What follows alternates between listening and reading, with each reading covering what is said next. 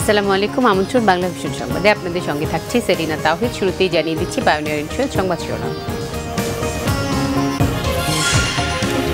গাজীপুরের সাবেক MP Ahsanullah master হত্যার দায়ে বিএনপি নেতা নুরুল ইসলাম সহ ৬ জনকে মৃত্যুদণ্ড দিয়েছে হাইকোর্ট।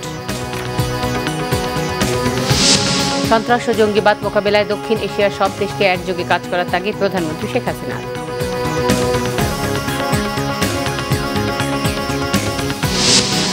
আওয়ামী লীগের লোকেরাই টার্গেট কিলিং করছে, আর জানা সত্ত্বেও প্রধানমন্ত্রী তাদের গ্রেফতার করছে না, পাঠিয়ে চিঠি দিচ্ছে বিদেশে, অভিযোগ খালেদা জিয়ার। নতুন প্রজন্মের কাছে জাসদের ইতিহাস ব্যাখ্যা করেছেন সৈয়দ আশরাফ, বলেছেন মাহবুবুল হানিফ। জাসদ ও ইনুদের আশ্রয় প্রশ্রয় প্রধানমন্ত্রীর পিতার রক্তের সঙ্গে প্রতারণা, মন্তব্য রিজভী। দেখছিলেন পায়োনিয়ার ইন্স্যুরেন্স সংবাদ শিরোনাম। ইফাদ টি টাইম, চায়ের সাথে সেরাটা। এবারে বিস্তারিত। গাজীপুরে আওয়ামী লীগ নেতা আহসানুল্লাহ মাস্টার হত্যা মামলায় ৬ জনের ফাঁসির আদেশ বহাল রেখেছে হাইকোর্ট। এই মামলায় নিম্ন আদালতে দেয়া ২২ জনের ফাঁসির আসামির মধ্যে ৭ জনের যাবজ্জীবন দিয়েছে আদালত। তবে হত্যাকাণ্ডে সরাসরি জড়িত এমন কয়েকজন খালাস পেয়েছে জানিয়ে এ রায়ের বিরুদ্ধে আপিলের কথা জানিয়েছেন আহসানুল্লাহ মাস্টারের স্বজনরা। বিচারপতি ওবায়দুল হাসান ও বিচারপতি কৃষ্ণা দেবনাথ রায় প্রদানকালে বলেছেন, দেশে রাজনৈতিক দুর্বৃত্তায়নের অন্যতম নজির এই হত্যাকাণ্ড। ২০০৪ সালের ৭ মে গাজীপুরের টঙ্গীতে এক জনসভায় গুলি করে হত্যা করা হয় শ্রমিক নেতা ও আওয়ামী লীগ নেতা আহসানুল্লাহ মাস্টার সহ ২ জনকে। এ হত্যা মামলায় ৩০ জনের বিরুদ্ধে অভিযোগ গঠন করেছিল দ্রুত বিচার ট্রাইব্যুনাল। ২০০৫ সালের এপ্রিলে ২২ জনের ফাঁসি ও ৬ জনকে যাবজ্জীবন কারাদণ্ড দিয়েছিল আদালত। বিচারিক আদালতের ওই রায়ের প্রায় ১ যুগ পর হাইকোর্ট থেকে এলো আরেক রায়।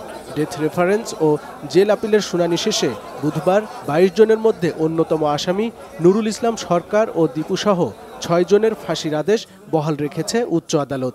মৃত্যুদণ্ড কমিয়ে ৭ জনকে দেয়া হয়েছে যাবজ্জীবন কারাদণ্ড, আর ১ জনের আপিল মঞ্জুর না হয় এবং আরেকজন আপিল না করায় আরও ২ জনের যাবজ্জীবন কারাদণ্ড বহাল রয়েছে।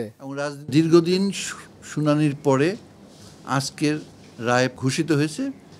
এই রায়ে আসামিদের ভিতরে ২২ জনের মধ্যে ৬ জনের মৃত্যুদণ্ড বহাল রাখা হয়েছে, আর ২২ জনের ভিতরে ৭ জনকে মৃত্যুদণ্ড থেকে যাবজ্জীবন কারাদণ্ডে রূপান্তর করা হয়েছে। তবে রায়ে সম্পূর্ণ সন্তুষ্ট হতে পারেননি বলে জানিয়েছেন আহসানুল্লাহ মাস্টারের ছেলে জাহিদ আহসান রাসেল এমপি। যাদের বিরুদ্ধে রায় দেওয়া হয়েছে এর বাইরেও যেহেতু মদদের কথা বলা হয়েছে, আমার মনে হয় অবশ্যই এর বাইরেও মাস্টার মাইন্ড ছিল, যাদের উচ্চ মানে রাজনৈতিকভাবে তাদের পক্ষ থেকে নির্দেশ পেয়েই এই ধরনের হত্যাকাণ্ড ঘটিয়েছে। এই হত্যাকাণ্ডের প্রেক্ষাপটে দেশের রাজনৈতিক পরিস্থিতি নিয়ে বেশ কিছু মন্তব্য ও পর্যবেক্ষণ দিয়েছে আদালত। বিচারপতিরা বলেন, হত্যাকারীরা আহসানুল্লাহ মাস্টারকে হত্যার পর প্রকাশ্যে অস্ত্র তুলে মহড়া দিয়েছে। উচ্ছৃঙ্খল নেতাকর্মীদের নিবৃত্ত করেনি রাজনৈতিক দলগুলো, বরং তাদের উপর অনেকাংশেই নির্ভর করেছে, যা আইনের শাসন ও সুস্থ গণতন্ত্রের জন্য সুখকর নয়। আরিফুল হক, বাংলা ভিশন, ঢাকা। জাসদ ও জঙ্গিবাদ মোকাবেলায় জিরো টলারেন্স নীতি অবলম্বন করে দক্ষিণ এশিয়ার সব দেশকে একযোগে কাজ করার তাগিদ দিয়েছেন প্রধানমন্ত্রী শেখ হাসিনা। বুধবার ১০ম জাতীয় সংসদের ১১তম অধিবেশনে প্রধানমন্ত্রীর জন্য নির্ধারিত প্রশ্নোত্তর পর্বে আওয়ামী লীগের সংসদ সদস্য আফম বাহাউদ্দিনের এক প্রশ্নের জবাবে প্রধানমন্ত্রী এই তাগিদ দেন। এ সময় প্রধানমন্ত্রী বলেন, ১৯৭২ সালের ৬ ফেব্রুয়ারি কলকাতায় ভারতের তৎকালীন প্রধানমন্ত্রী ইন্দিরা গান্ধীর দেয়া রাষ্ট্রীয় ভোজসভায় জাতির জনক বঙ্গবন্ধু তার ভাষণে সর্বপ্রথম দক্ষিণ এশিয়ার জন্য আঞ্চলিক কূটনীতির ধারণা তুলে ধরেন। বঙ্গবন্ধু সেখানে দক্ষিণ এশিয়াকে একটি দারিদ্র্যমুক্ত শান্তিপূর্ণ অঞ্চল হিসেবে গড়ে তোলার প্রত্যয় ব্যক্ত করেছিলেন। প্রধানমন্ত্রী শেখ হাসিনা বলেন, দক্ষিণ এশিয়াকে শান্তিপূর্ণ অঞ্চল হিসেবে প্রতিষ্ঠা করে বন্ধুত্বপূর্ণ প্রতিবেশী হিসেবে পাশাপাশি বসবাস করার ক্ষেত্রে তাঁর সরকার সবার সঙ্গে সহযোগিতা করে যাবে। প্রধানমন্ত্রী বলেন, মুক্তিযুদ্ধের মূল চেতনা ছিল ক্ষুধা, দারিদ্র্য, শোষণ ও বঞ্চনা মুক্ত বাংলাদেশ গড়া। আমরা মুক্তিযুদ্ধের এই চেতনার বিস্তৃতি ঘটিয়ে বাংলাদেশের পাশাপাশি দক্ষিণ এশিয়াকেও একটি দারিদ্র্যমুক্ত শান্তিপূর্ণ অঞ্চলে পরিণত করতে কাজ করে যাচ্ছি। জলমগ্ন ধান, অর্থাৎ যদি কোনো সময় বন্যা হয়, বাংলাদেশ যে জঙ্গি বিরোধী ভূমিকা নিয়েছে এবং সেটা যে সফলতা অর্জন করেছে সে বিষয়ে প্রায় প্রত্যেকটি দেশই ভূয়সী প্রশংসা করেছে এবং এই ক্ষেত্রে সকলকে সব রকম সহযোগিতা করার একটা প্রতিশ্রুতিও আমি সবাইকে দিয়েছি এবং আমি এটাও বলেছি যে আমরা সকলের সম্মিলিত প্রচেষ্টা নিয়ে আমরা এই জঙ্গিবাদ সন্ত্রাসবাদ দমন করতে পারি। এদিকে আগামী ৩ মাসে ৩টি করে গাছের চারা রোপণে দলের নেতাকর্মী সহ সবার প্রতি আহ্বান জানিয়েছেন প্রধানমন্ত্রী শেখ হাসিনা। তিনি বলেন, গাছ লাগানো এখন আর বিলাসিতা নয়, প্রয়োজন হয়ে পড়েছে। গণভবনে কৃষক লীগের বৃক্ষরোপণ কর্মসূচির উদ্বোধন করে তিনি এসব মন্তব্য করেন। বলেন, সরকার শুধু শিল্পায়নই নয়, কৃষিতেও সমান গুরুত্ব দিয়েছে। দেশে সবুজের সমারোহ বাড়াতে ১৯৮৫ সালে কৃষক লীগের হাত ধরে বৃক্ষরোপণের কর্মসূচি শুরু করে আওয়ামী লীগ। এমনকি সরকারে থাকার সময় কক্সবাজারের ঝাউবন উপকূলীয় এলাকাসহ নিঝুম দ্বীপেও বৃক্ষরোপণের ব্যাপক উদ্যোগ নেয় সরকার। গণভবনে কৃষক লীগের বৃক্ষরোপণ কর্মসূচির উদ্বোধন করে সেসব কথা বলেন প্রধানমন্ত্রী শেখ হাসিনা। আহ্বান জানান প্রত্যেককে ৩টি করে গাছের চারা রোপণের। প্রকৃতিকে ভালোবাসা, প্রকৃতিকে রক্ষা করা, প্রকৃতির মধ্য দিয়ে নিজের দেশকে রক্ষা করা। আবার মানুষের অর্থকরী ফসল হিসেবে গাছ যেমন অবদান রাখে, খাদ্য নিরাপত্তা দিতে পারে, আবার এই যে ভেষজ গাছ থেকে অনেক ঔষধ তৈরি হয়। কাজে এটা আমাদের শুধুমাত্র গাছ লাগানো একটা বিলাসিতা না, গাছ লাগানো অত্যন্ত জরুরি। পয়লা আসার আহ্বান জানাচ্ছি, আগামী ৩ মাস প্রত্যেকে ৩টা করে গাছ লাগান। শেখ হাসিনা অভিযোগ করেন, বনায়ন কর্মসূচির নামে টাকা বরাদ্দ হলেও ভাগ বাটোয়ারা করে নিয়েছে আগের সরকারগুলো। বরং আওয়ামী লীগ সরকার ক্ষমতায় এসে বৃক্ষরোপণেও মনোযোগ দেওয়ায় তা বেড়েছে আগের চেয়ে। শিল্পায়ন করব, কিন্তু সেই সাথে সাথে কৃষিও আমাদের সম্পূর্ণ গুরুত্বপূর্ণ। আর কৃষিভিত্তিক পণ্যকে প্রক্রিয়াজাত করা, তার উপর আমরা সবথেকে বেশি গুরুত্ব দিচ্ছি। আমরা যে অর্থনৈতিক অঞ্চল করছি সেখানে কিন্তু এই বিষয়টার উপরে আমরা বিশেষভাবে গুরুত্ব দিচ্ছি।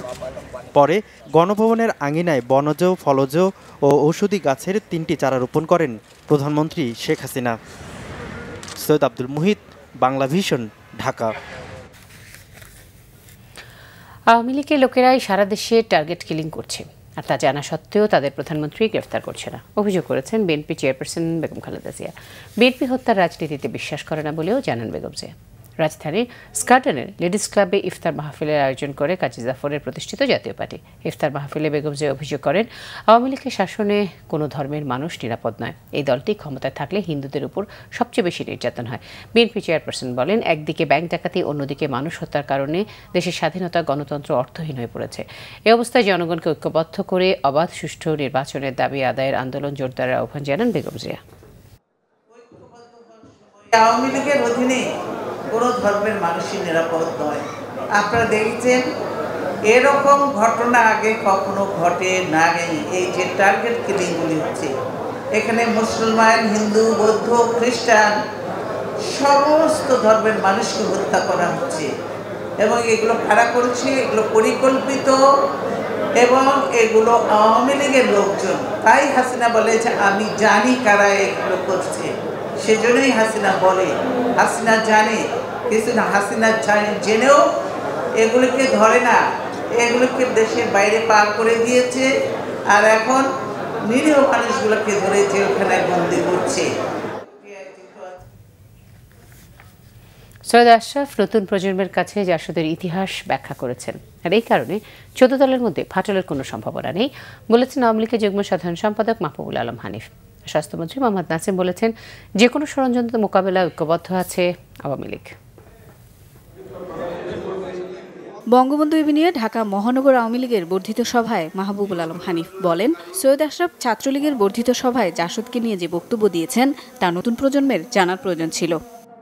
অতীতের হয়তো ইতিহাস সম্বন্ধে আমাদের সৈয়দ আশরাফ সাহেব কথা বলেছেন, কিন্তু এর মানে এই নয় যে আমাদের 14 দলের মধ্যে কোনো অনৈক্য সৃষ্টি হয়েছে। আমরা সকল অতীতকে জেনেই আমরা ঐক্য করেছি। আমরা পরিষ্কারভাবে জানিয়ে চাই যে 14 দলের মধ্যে এই ধরনের কোনো বিভ্রান্তি নেই, 14 দল ঐক্যবদ্ধ আছে। এ সময় স্বাস্থ্যমন্ত্রী মোহাম্মদ নাসিম বলেছেন, বিএনপি 2009 সাল থেকে দেশের বিরুদ্ধে চক্রান্ত শুরু করেছে। সেই চক্রান্তের অংশ হিসেবেই এখন তারা গুপ্ত হত্যা চালিয়ে যাচ্ছে। 2019 সাল পর্যন্ত বেগম খালেদা জিয়া দেশের বিরুদ্ধে ষড়যন্ত্র চালিয়ে যাবে বলেও আশঙ্কা করেন তিনি। 14 দলের সরকারকে চাপে ফেলে কোনোভাবে কিছু আদায় করা যায় কিনা, কিন্তু দিন বলতে চাই, সম্ভব নয়। বাংলার জনগণ আমাদের সঙ্গে আছে। আল্লাহর রহমে দুনিয়ার কোনো শক্তি আমাদেরকে সারেন্ডার করতে পারবে না, শেখ হাসিনা সারেন্ডার করতে পারবে না। বাস্তবতার প্রয়োজনেই জাসদের সাথে রাজনৈতিক ঐক্য আওয়ামী লীগের মন্তব্য সড়ক পরিবহন ও সেতুমন্ত্রী ওবায়দুল কাদেরের। সাভার সিঙ্গার সংযোগ সড়কের সংস্কার কাজ পরিদর্শন শেষে সাংবাদিকদের প্রশ্নের জবাবে তিনি এমন মন্তব্য করেন। রাজনৈতিক ঐক্য সময়ের প্রয়োজনে বাস্তবতার নীতিকে করা হয়েছে। সেতু আহমেদ, বাংলা ভিশন, ঢাকা। জাসদকে নিয়ে করা সৈয়দ আশরাফুল ইসলামের বক্তব্য অপ্রাসঙ্গিক ও অনভিপ্রেত বলে মন্তব্য করেছেন জাসদ সভাপতি ও তথ্যমন্ত্রী হাসানুল হক ইনু। সচিবালয়ে দিনের শুরুতেই সাংবাদিকদের তিনি আরও বলেন, সব ঘটনা জেনেই প্রধানমন্ত্রী জাসদের সঙ্গে ঐক্য করেছেন। মন্ত্রিত্ব রাখা না রাখা প্রধানমন্ত্রীর এখতিয়ার উল্লেখ করে ইনু আরও বলেন, সৈয়দ আশরাফুল ইসলামের বক্তব্যে 14 দলের ঐক্য নষ্ট হবে না। এ সময় তিনি বলেন, 72 থেকে 75-এ জাসদের ভূমিকা কী ছিল তা ইতিহাসের পাতায় লেখা আছে। বঙ্গবন্ধুকে হত্যার জন্য একটি দলকে দায়ী করা ঠিক হবে না বলেও জানান ইনু। বলেন, এখন কাদা ছোড়াছুড়ির সময় নয়, এতে মুক্তিযুদ্ধের পক্ষের শক্তির ঐক্য নষ্ট হবে।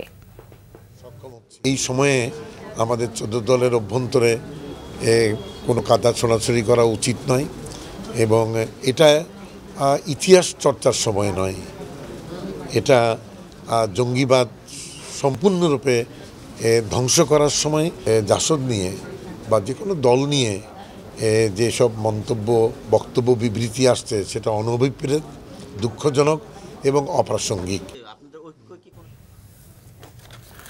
জাসদ ও ইনুদের আশ্রয় প্রশ্রয় দেয়া প্রধানমন্ত্রী পিতার রক্তের সঙ্গে প্রতারণার শামিল বলে মন্তব্য করেছেন বিএনপির সিনিয়র যুগ্ম মহাসচিব রুহুল কবির রিজভী আহমেদ। নয়াপল্টনে কেন্দ্রীয় কার্যালয়ে বিএনপির সিনিয়র যুগ্ম মহাসচিব বলেন, দেশব্যাপী সাঁড়াশি অভিযানের নামে গণগ্রেফতার এবং বন্দুকযুদ্ধে মানুষ হত্যা মূলত মানুষের মনে জঙ্গিবাদ নিয়ে ঘন কুয়াশা সৃষ্টি করা, প্রকৃত অপরাধীদের ধরা নয়। এখন পর্যন্ত দেশ জুড়ে বিভিন্ন হত্যাকাণ্ডে জড়িত প্রকৃত উগ্রবাদী জঙ্গিরা গ্রেফতার হয়েছে বলে কারো জানা নেই। ঈদের আগে পুলিশের গ্রেফতার বাণিজ্যকে আরও রমরমা করার জন্যই অসহায় সাধারণ মানুষকে আটক করা হচ্ছে বলে অভিযোগ করেন তিনি। সাঁড়াশি অভিযানের নামে এ পর্যন্ত প্রায় 12,500 বিরোধী দলীয় নেতাকর্মী ও সাধারণ নিরীহ মানুষকে গ্রেফতার করা হয়েছে, যার মধ্যে প্রায় 2500 বিএনপির নেতাকর্মী আছে বলে অভিযোগ করেন রিজভী। বলেন, জঙ্গি অভিযানের নামে সরকার মূলত বিএনপি সহ অন্যান্য বিরোধী দলকেই টার্গেট করেছে। স্বাধীনতা উত্তর সারা দেশের যে ধ্বংসযজ্ঞ এবং হত্যালীলা চলেছে, এখানে জাসদের একটি ভূমিকা আছে, জাসদের একটি অংশের ভূমিকা আছে। জাসদের সব মানুষ যে খারাপ, সব নেতৃবৃন্দ যে খারাপ, এটা আমি বলবো না, কিন্তু প্রধানমন্ত্রীর এই যে তথ্যমন্ত্রীকে আশ্রয় দেওয়া, এটা আমার মনে হয়েছে তার পিতার রক্তের সাথেই প্রতারণা করার শামিল। মাদারীপুরে কলেজ শিক্ষক রিপন চক্রবর্তীকে কুপিয়ে জখম করেছে দুর্বৃত্তরা। একজনকে আটক করেছে পুলিশ। পুলিশ জানায়, সরকারি নাজিমউদ্দিন বিশ্ববিদ্যালয় কলেজের গণিত বিভাগের শিক্ষক রিপন চক্রবর্তী কলেজের পেছনে ভাড়া বাড়িতে থাকতেন। বিকেলে ওই বাড়ির দরজায় নক করলে শিক্ষক দরজা খোলা মাত্রই 3 জন এলোপাথারি কোপাতে থাকে তাকে। শিক্ষকের চিৎকারে লোকজন এগিয়ে গেলে সন্ত্রাসীরা দৌড়ে পালিয়ে যাওয়ার চেষ্টা করে। সে সময় স্থানীয়রা একজনকে আটক করে। উন্নত চিকিৎসার জন্য শিক্ষক রিপনকে বরিশাল শেরে বাংলা মেডিকেল কলেজ হাসপাতালে পাঠানো হয়। নিষিদ্ধ কোনো জঙ্গি সংগঠন এই ঘটনা ঘটিয়েছে বলে সন্দেহ করা হচ্ছে বলে জানান পুলিশ। পর্যাপ্ত সেবা দিতে পারছে না ট্রেডিং কর্পোরেশন টিসিবির খোলা বাজার। পাওয়া যাচ্ছে না রোজায় ব্যবহৃত অন্যতম দরকারি পণ্য চিনি ও খেজুর। রাজধানীর 32টি জায়গায় খোলা বাজারের জিনিসপত্র বিক্রির কথা থাকলেও এখন বিক্রি হচ্ছে মাত্র 16টি স্থানে।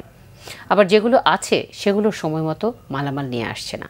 ভোক্তারা বলছেন, নানা সংকটে সাধারণ মানুষের উপকার করতে পারছে না সরকারের এই মহতি উদ্যোগ। রমজানে রাজধানীর স্বল্প আয়ের মানুষের জন্য খোলা বাজারে 5টি দরকারি পণ্য বিক্রি শুরুর সপ্তাহখানেকের মধ্যে নানা সংকটে পড়েছে ট্রেডিং কর্পোরেশন টিসিবি। জিনিসপত্রের দাম যেভাবে বাড়ছে তাতে দরিদ্র জনগোষ্ঠী ন্যায্য মূল্যে 5টি পণ্য পাবেন এমন স্বপ্ন থাকলেও তা আর হয়ে উঠছে না। রোজায় নানা পণ্যের মধ্যে খেজুর ও চিনি অবশ্য প্রয়োজনীয় হলেও অধিকাংশ স্থানে তা পাওয়া যাচ্ছে না। এ নিয়ে বাকবিতণ্ডায় জড়াচ্ছেন ডিলার ও ভোক্তারা। কালকা লাইন ধরছি, পরশুদিন লাইন ধরছি, কোনো কিছুই পাই না। 2বার 3বার ঘুরে গিয়ে আবার আইসি, আবারও নাই। এখন আইসি, চিনিও নাই, খেজুরও নাই। 11:30 12টা একবার এসে দেখে গাড়ি আসে না, আবার আসছে এখন কত চিনি শেষ। খেসারিটার দরকার, প্রয়োজনটা, এই প্রয়োজনটা আমরা পাচ্ছি না। এই সীমিত জিনিস দিয়ে তো আর আমরা চলতে পারি না। গরমের মধ্যে লাইন ধরে আমরা দাঁড়াই থাকতাম। নিম্ন বেতনভোগী কর্মচারী যারা আমাদের জন্য সাশ্রয় হইতো, মানে সেই জিনিসের তো বঞ্চিত হইতেছি। খোলা বাজারে মালামাল বিক্রি না করে অন্যত্র বিক্রির অভিযোগ ভোক্তাদের, তবে এ অভিযোগ অস্বীকার করেছেন ডিলাররা। আমার মনে হয় এনারা উঠায় বাইরে কিছু সেল করে দেয়। 3 বস্তা চিনির কিভাবে বাইরে কোনটা বেচবেন? খেজুর তো রোজার আগেই শেষ। আসলে প্রবলেমটা ওখানেই, তাদের স্টকে কোনো মাল নাই, তারা আমাদেরকে মহা বিপদে ফেলাইছে। রাজধানীর 32টি স্থানে পণ্য বিক্রির কথা থাকলেও এখন বিক্রি হচ্ছে 16টি জায়গায়। প্রতিদিন সকাল 10টায় নির্ধারিত স্থানে গাড়ি পৌঁছানোর কথা থাকলেও অধিকাংশ স্থানেই গাড়ি যাচ্ছে দেরিতে। যে যে জায়গায় থাকার কথা সে জায়গায় পাওয়া যাচ্ছে না। মাল হইতে নিয়ে আসবো কি, মাল দিছে 3 বস্তা চিনি, 3 বস্তা ডাইল। আমাদের ট্রাক সেলও কমাই দিছে, 32টার থেকে এখন 16টা দিচ্ছে। পণ্যের পরিমাণ ও খোলা বাজারের স্থানের সংখ্যা বাড়ানোর জোর তাগিদ দিয়েছেন ভোক্তারা। আরিফুল হক, বাংলা ভিশন, ঢাকা। এবারে বাংলা লিংক ঈদ ফেস্ট ইফতার বাজার।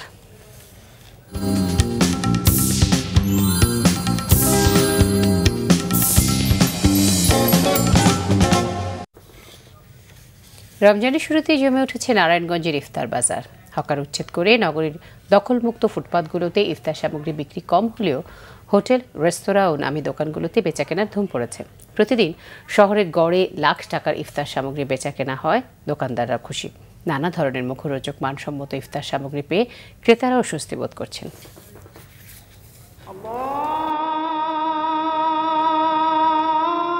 মাগরিবের আজান ধ্বনির সাথে সাথেই রোজাদাররা সামনে সাজানো ইফতার সামগ্রী দিয়ে রোজা ভাঙেন। সারাদিন রোজার পর ইফতার করে খুশি সবাই। সিয়াম সাধনার মধ্য দিয়ে আল্লাহর সন্তুষ্টি পেতে চান মুসল্লিরা। শুধু ঘরে বানানো ইফতার সামগ্রীতেই তৃপ্ত নন অনেকে, তাই ইফতার সামগ্রীতে নতুন মাত্রা আনতে তারা ছুটে যান দোকানগুলোতে। আর রমজানে ইফতারকে ঘিরে দোকানিরাও নিয়ে বসেন নানা পণ্যের পসরা। তারাও চান পরিষ্কার পরিচ্ছন্নতার মাধ্যমে স্বাস্থ্যসম্মত ইফতার সামগ্রী ক্রেতাদের হাতে তুলে দিতে। বেগুনি চপ, ডিম চপ, তারপর জালি কাবাব, mutton roll, chicken roll, cutlet, vegetable roll. Speciality এটা খাওয়ার পরে বোঝা যায় স্পেশালিটিটা কি। ছোলা ঘুগনি, পেঁয়াজু, cutlet, mutton cutlet, chicken cutlet, খাসির রান, শামি কাবাব, এরপর নূরজাহান কাবাব, গোস্তের কাবাব, খাসির লেগ, আস্তা লেগ, হাফ লেগ, ফিন্নি। বাড়ির খাবারের পাশাপাশি মেহমানদারিতেও অনেকের ভরসা হোটেল রেস্তোরাঁর এই ইফতার সামগ্রী। ফলে দাম নিয়ে নেই কোনো উচ্চবাচ্য। এগুলি স্বাদে ভালো এবং এদের খাবারগুলি সব পরিচ্ছন্নভাবে তৈরি। এখানে নিলাম বুট, খাসির লেগ, তারপরে মুরগি, তারপরে মুরগির ইও নিয়েছি যে গ্রিল। বাড়িতে ইফতার মানে কি, মানে ভাগ্নি শ্বশুর বাড়িতে এগুলো দেওয়া হবে, তো এর জন্য না। এদিকে ফুটপাত দখলমুক্ত করার অভিযানের কারণে নারায়ণগঞ্জের ফুটপাতগুলোতে স্বল্প পরিসরে বসেছে ইফতার বাজার। Bangla vision news desk. এবারে রুয়াবজা ঈদ বাজার সংবাদ।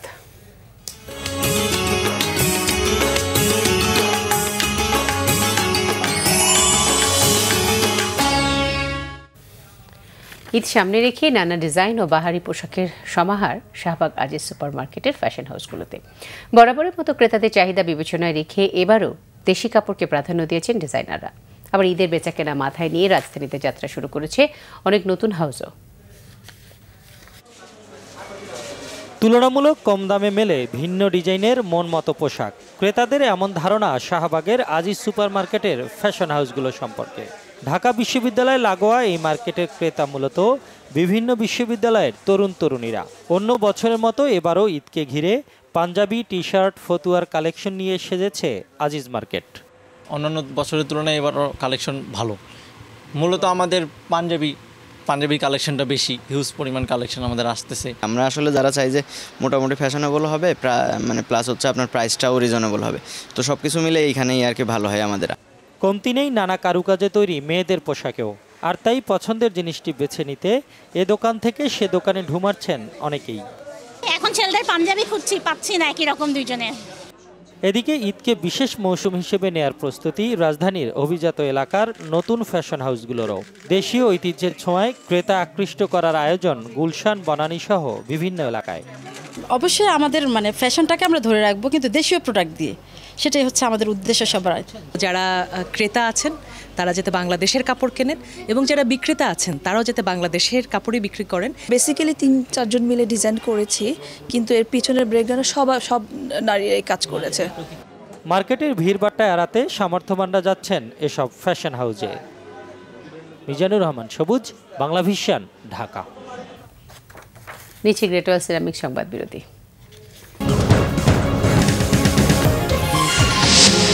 ঈদ উল ফিতর উপলক্ষে রেলের আগাম টিকিট বিক্রি শুরু 22 জুন থেকে, চলবে 5 দিন, জানিয়েছেন রেলমন্ত্রী।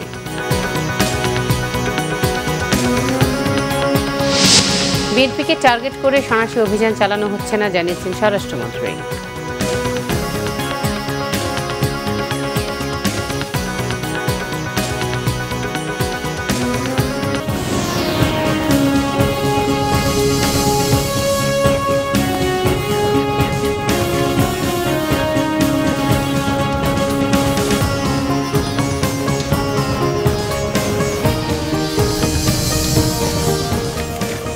দেখছিলেন বাংলা ভিশন সংবাদ। ঈদ উল ফিতর উপলক্ষে রেলওয়ের আগাম টিকিট বিক্রি শুরু হবে আগামী 22 জুন থেকে। টিকিট বিক্রি চলবে 5 দিন পর্যন্ত। পাশাপাশি ফিরতি টিকিট বিক্রি শুরু হবে আগামী 4 জুলাই থেকে। বুধবার রাজধানীর রেল ভবনে আয়োজিত সংবাদ সম্মেলনে রেলমন্ত্রী মুজিবুল হক একথা জানান। সংবাদ সম্মেলনে জানানো হয়, আগামী 22 জুন পাওয়া যাবে 1 জুলাইয়ের টিকিট। এরপর 2 থেকে আগামী 5 জুলাইয়ের অগ্রিম টিকিট যথাক্রমে আগামী 23 থেকে আগামী 26 জুন সংগ্রহ করা যাবে। ঢাকা ও চট্টগ্রাম রেল স্টেশন থেকে এই টিকিট বিক্রি হবে। একজন যাত্রী 4টির বেশি টিকিট কিনতে পারবেন না।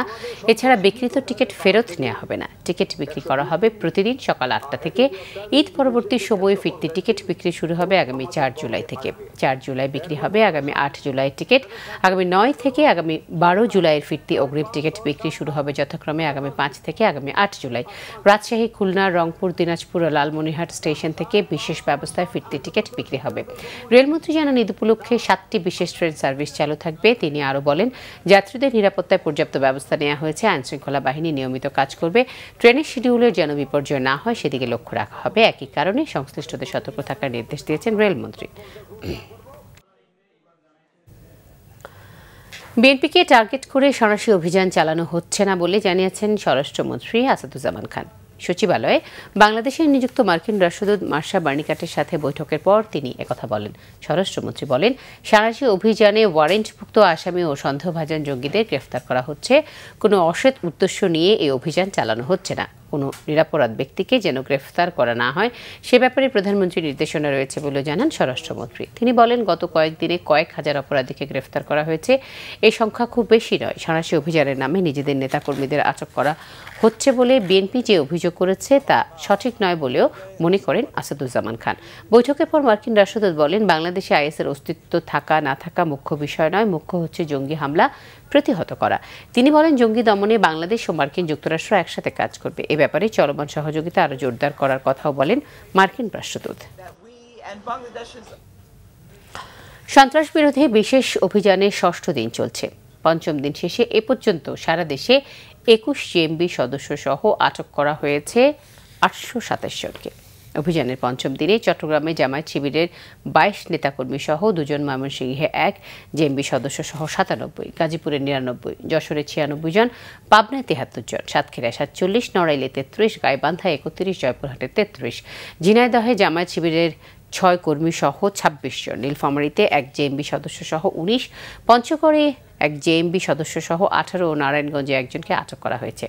সন্ত্রাস জঙ্গিবাদ দমনে পুলিশের এই বিশেষ অভিযান শুরু হয় গত শুক্রবার থেকে। এ পর্যন্ত আটকের মোট সংখ্যা দাঁড়িয়েছে 12,511 জনে। পুলিশ সদর দপ্তর থেকে পাঠানো এক বার্তায় এই তথ্য জানানো হয়।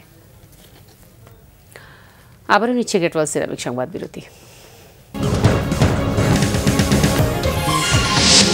মুসলিম অভিবাসীদের নিষিদ্ধ করে যুক্তরাষ্ট্রকে নিরাপদ রাখা যাবে না, অভিমত বারাক ওবামার।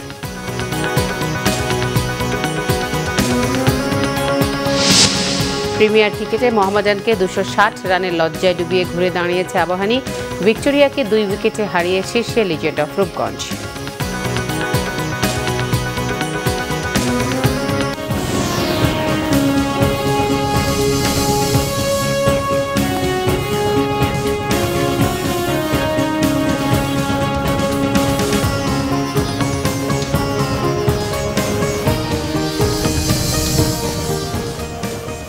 আবারও আমন্ত্রণ বাংলা ভিশন সংবাদে। আমিন জুয়েলার্স আন্তর্জাতিক সংবাদ।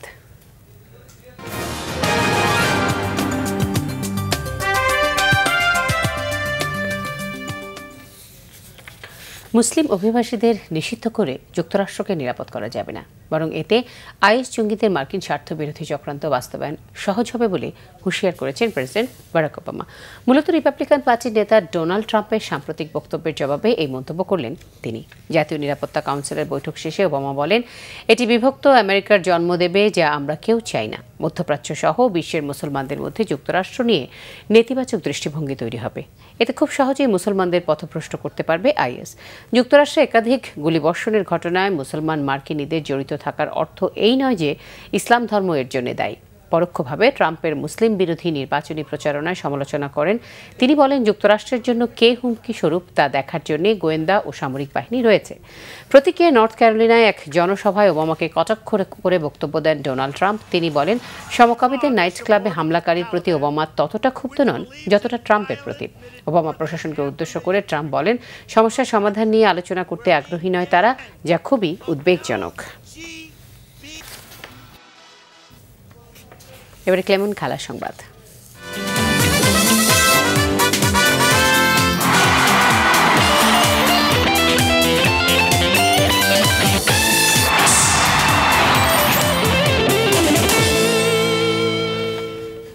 বলছেন প্রিমিয়ার ক্রিকেট সুপার লিগ।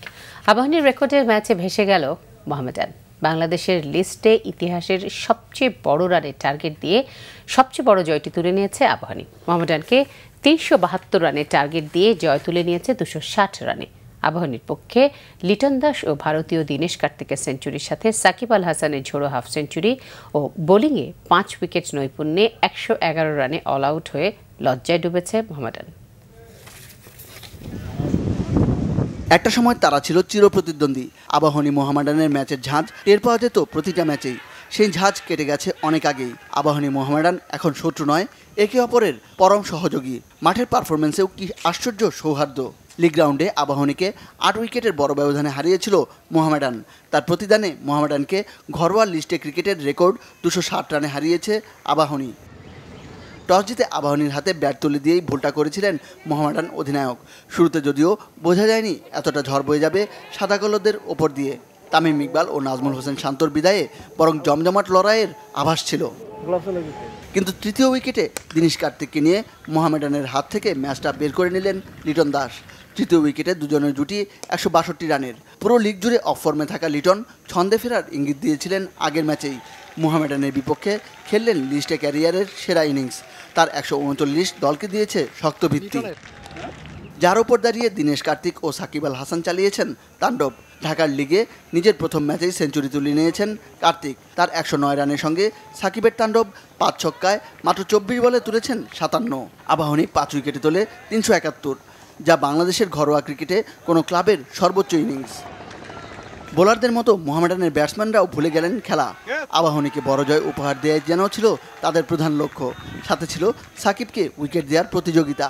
তাই আবাহনীর লিটন দাস যেখানে একাই করেছেন 139, সেখানে মোহামেডানের সবার অবদান 111। হঠাৎ অধিনায়কত্ব পাওয়া নাইম ইসলাম 32 ও মুশফিকুর রহিম 26 করে দলের সর্বোচ্চ স্কোরার।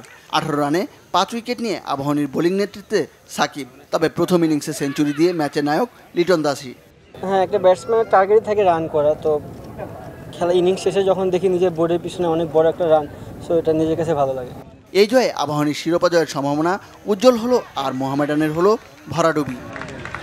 মনির হোসেন খান, বাংলা ভিশন, ঢাকা। সংবাদ শেষ করছি পায়োনিয়ার ইন্স্যুরেন্স সংবাদ শিরোনামগুলো আরও একবার জানিয়ে। গাজীপুরের সাবেক এমপি আহসানুল্লাহ মাস্টার হত্যার দায়ে বিএনপি নেতা নুরুল ইসলাম সহ 6 জনকে মৃত্যুদণ্ড দিয়েছে হাইকোর্ট। সন্ত্রাস ও জঙ্গিবাদ মোকাবেলায় দক্ষিণ এশিয়ার সব দেশকে একযোগে কাজ করার তাগিদ প্রধানমন্ত্রী শেখ হাসিনা।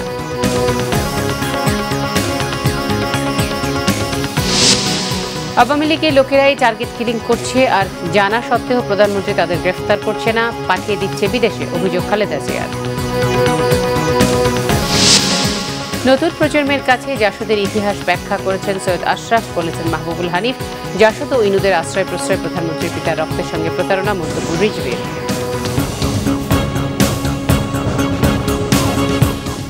এই ছিল এখনকার মতো। পরের সংবাদ থাকছে রাত 10:30টায়। এর আগে 9টায় রয়েছে নিউজ টপ 10 দেখার আমন্ত্রণ রইল। দর্শক, এছাড়াও দেশ ও দেশের বাইরে সবচেয়ে সংবাদ সবার আগে জানতে যে কোনো সময় আপনার গ্রামীণ ফোন বাংলা লিংক অথবা এয়ারটেল থেকে ডায়াল করতে পারেন 1616 নম্বরে। ধন্যবাদ সবাই।